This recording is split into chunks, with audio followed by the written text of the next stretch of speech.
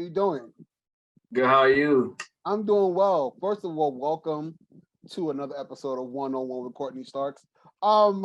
Finally, this is working. Yeah. Well, first and foremost, thank you once again, Mike. It is so great to have you on the show. And for those of you who are tuning in right now, welcome to another episode. We've had a long week, but I love being able to wrap it up with great people, and especially younger people, because it is so great to see the perspective. So first and foremost, I want to say congratulations on all you've been able to accomplish in the last 2 years. Like, Appreciate it, man. it's big, man, because in 2 years, after these last 2 years, all I want is a nap. That's it. That's all I'm asking for. But you're on here and you're doing amazing things. So, Mike, please let the people know who you are and where you're from. Okay, cool. I'm Michael Cooper Jr. and I am from Dallas, Texas. Okay, Dallas is in the building. All right. Yeah. So let's talk to the people a little bit about growing up in Dallas. I know that you started acting in theater at a young age. Was that always the dream growing up, or did you find your way later on? Honestly, like when I started originally acting in theater, I gained like a passion for it quickly, but I kind of like going more of the educational route, the traditional route. I wanted to be like a cardiovascular surgeon, like okay. You know what I mean? So I was going more towards the traditional route, but I mean, after I ended up graduating high school early, it was like I want to do, acting, my passion. I think we have that in common, but the only reason why I wanted to go into cardiovascular is because I watch a lot of ER. And after you couldn't tell me that I wasn't about to change lives. No, for real, no, I feel you. So, you get into theater, you're doing your thing, and then you decide you want to take this route. What motivated you to want to continue down this path, go to school simultaneously during a pandemic? Yeah. Honestly, I mean, I've always been kind of like an overachiever. Like I just stretched myself kind of thin, which can be like a bad thing. But I would. My parents, honestly, they're like, okay, you still need to go get your education. So I was doing online school. But yeah, like you got to follow your passion. So like what you want to do in life, you gotta, take a risk and you gotta pursue it. So both, and it's killing me slowly, but I'm a lot of times people, and that's what like I feel like I commend you the most is, you start something, you start a craft, you get into your dreams, you start making those things come true for yourself, and then a lot of time people like put the college stuff to the back burner, right? I'm gonna because I can always do that. That's the excuse, right? But for you to be able to keep both dreams alive, right? I'm gonna finish school, get my education because that's important. I'm also going to follow my dreams because that's important. You know what I mean? And I think just as a young Black man, it speaks so much to other young people, right? To be able to say, well, if he could do this in the midst of a pandemic, I have no excuse. You know what I mean? So let's talk about just some advice that you would give to other young and up and coming actors, or those who may want to do this or jump into this, but are like you, right? They go into school, they have other things they want to do. How do you do it? I would honestly say like come up with a plan, right? Like write your goals down. I'm all about like manifestation, you know what I mean? So have a plan. Most people are going to tell you you can't do it. You can't, there's no way. There's millions of kids who want to be actors and just kind of like listen to yourself, talk to yourself, and then kind of just, plan your next steps. But I like that. Plan your next steps. Because a lot of us, I know when I was growing up, that was my biggest thing that I didn't do, right? I wanted what I wanted. I wanted what I wanted right now. What you mean I gotta write it down? What are you talking about? I gotta make a plan, you know what I mean? And then it bites you later on. So I definitely agree with you. So what are you in school for right now? Right now I'm actually in school for so I didn't do the cardiovascular surgeon because I was like, of course. But I'm in school for political science, and I was gonna get my law I was gonna go to law school and stuff like that afterwards. So okay. So yeah. I know who I can call if I need. Okay, all right. Let's be on the same page. Yeah. So let's share the moment for you when you got the call that you booked Inhabitant. How was that? The Inhabitant, honestly, the Inhabitant, that one was pretty quick. I think I was in Atlanta. It was like 2020, and my agent didn't even call me because it was like happening so quick. Like I think once for it, and then she said, like, "Yo, you got to be in Oklahoma in like 2 weeks." So it was yeah. So I got it first time, yeah. So what did you learn filming that and being a part of that experience?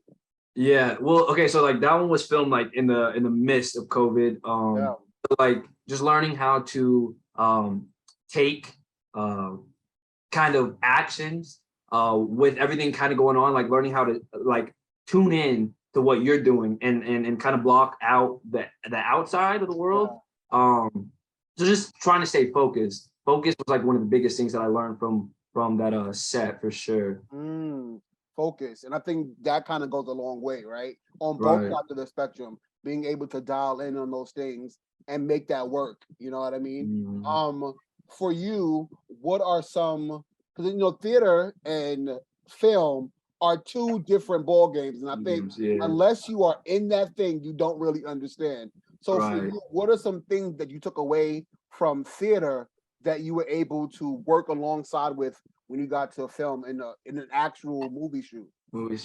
I think with theater, theater teaches you kind of to like be immensely connected with your scene partner. There's hundreds of people in the crowd. So I mean, coming to a film set and like having to act so intimately with like a crew and stuff, theater prepared me to also like stay focused and connected. Like you said, they're two completely different. They're the same, but they're two different mediums. Yes. But yeah, definitely connection. Art and theater. Sure. And making the other character be just as present as you are. Exactly. Yeah, for sure. You got an opportunity to be on set with Sanaa Lathan, who I'm kind of jealous of. I'm gonna let you have that. I'm gonna let you have it for today. I appreciate it. So you are going to be starring in an upcoming movie called On the Come Up, which is written by one of my favorite authors of all times, Angie Thomas, who for those of you who may know or may not know, she also wrote the book The Hate You Give, which is a really powerful movie, as well as a book. And this one also dives in a lot of racial and social injustices, and you get the opportunity to play Malik. How was that? Because I know, and overall, that had to be powerful just to be on set with people of that nature and that stature. But to have those conversations about race and injustices, how was that for you? I mean, being on that side was like extremely impactful. I mean, just being around people like me, you know what I mean, and doing that I want to do. I mean, it's just community, man. So it's just like stepping in the world where everyone's just so open and understanding. People know your background and just it was awesome. But like the message that the movie provides, so powerful, Yeah, and if anybody's watching right now, if you read the book, like just how powerful. First of all, she always hits home. Angie Thomas hits home. 100%. Every single time. She doesn't miss. Ever. What advice did you get from anyone? Or if you talk to Sanaa Lathan, this tell me you said something to her. You know what I mean? But if you did, like, what advice did you get on set? Sanaa kind of like mothered us in a sense, because it was like one of our first and upcoming projects, which was nice. And like some of the advice that I got from her was I could be very hard on myself at those times. So she was just talking to me about speaking to myself in like a nicer manner, right? So not beating yourself up if you feel like you didn't do the perfect take, or if you're just, as long as you're talking to yourself, communicating to yourself in a nicer manner, like you can move on easier. You know what I mean? Just let it go. Yeah. And like being patient with yourself, because this is it's not a like a race. You know what I mean? Exactly. Yeah. I definitely love that. Having the conversation, and I feel like even though the movie is like, it's not real in ways, the conversation is.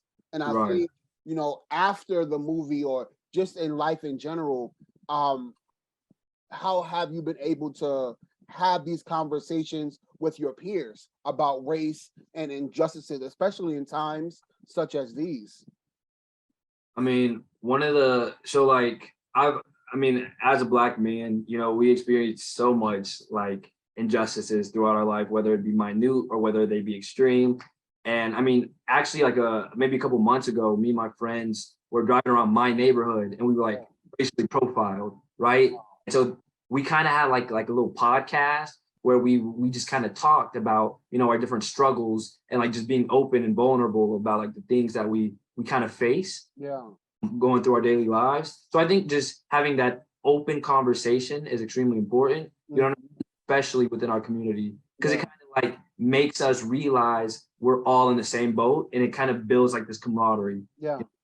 I totally agree on that sense of togetherness, right? That we need to have to get over the hump that we're going through right now. You know what I mean? So for you, kind of like getting into this thing in 2020 and taking off, what has been the greatest feeling or the greatest thing that has happened to you so far that you're like, God, this is it. Like, God, this is happening right now. Like, how have you been going through the motions? Man, I don't know. I'm taking it day by day. You know what I mean? Like, there's no structure, especially with this industry. So I mean, I'm up for parts. You know what I mean? You don't get it. So it's just like you got to take it day by day. So that's what I've been kind of, because typically I'm very controlling on like what I'm gonna do. You know what I mean? But you can't control it. You just gotta give it to God. That's it. Isn't that the hard part, right? Especially, dude, it's the hardest part. No, it's so hard, dude. I hear you. I'm telling you, I always say this. So before the show took off, I always had say over what I wanted to do, how I wanted it to look like. And now it's just like, I got a team of people who are like, wait, you should do it this way. It's like, shut up. Yo, I feel you. Yeah. So, being young, being Black and working in this industry, is there anybody right now that you want to work with, and who would they be and why? Ooh, great questions. I mean, obviously, like I grew up watching like Denzel's movies, so definitely an icon to work with. I mean, his range is incredible. Viola. I mean, a lot of the greats I would love. You know what I mean? Darrell Jerome. I'm not sure if you're. Yes. Great actor. You know what I mean? Some like directors I would love to work with, like Ava DuVernay. She does beautiful work. Just like people who have a message and who have something to say. You know what I mean? Yeah. Very impactful. Which brings me to my next question, because I know I've asked this before to somebody and we like laughed for like 20 minutes. But what if you could play in any other genre outside of the ones you've had already, what would they be?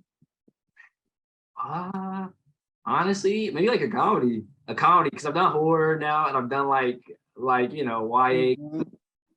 So definitely maybe like a comedy or something like that. Okay. I always think like superhero. I don't know why. Superhero. I want to play in a Marvel movie this once. I just want to walk across the screen. Just let me walk across, throw a little bomb out, and go about my business. Right? I can't do that.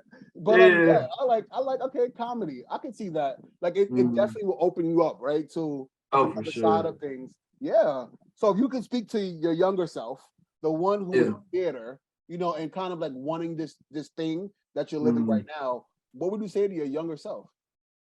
Man, just keep going and stay focused, keep grinding, you know what I mean? And just like it'll pay off one day, So just keep going, keep pushing yourself. I love that. Keep going. Like at the end of the day, in spite of whatever anyone else has to say, you keep going for you. Come on, you know what I mean? So what do you have coming up that we can support and be a part of? And how can people follow you? Well, On the Come Up comes out September 23rd on Paramount Plus, so you guys can keep up with that. And then Inhabitant should be dropping soon as well. You guys can keep up with me on Instagram at Michael Cooper Jr. _. Man, you're such a light to speak to. I can't wait to see everything you have going on, because I know everything you touch is going to be great. Everybody, this is Michael Cooper Jr. Please make sure that you are following him. Just because I said so, be on the lookout for On the Come Up that is going to be out, like he said, September 23rd, not the 24th, the 23rd, and be on the lookout for Inhabitant. Mike, thank you for being a part of the show, and everybody, I love you for watching. We'll be back in an hour with an all new episode of 101 with Courtney Starks. Have a good one. I appreciate it. See you later.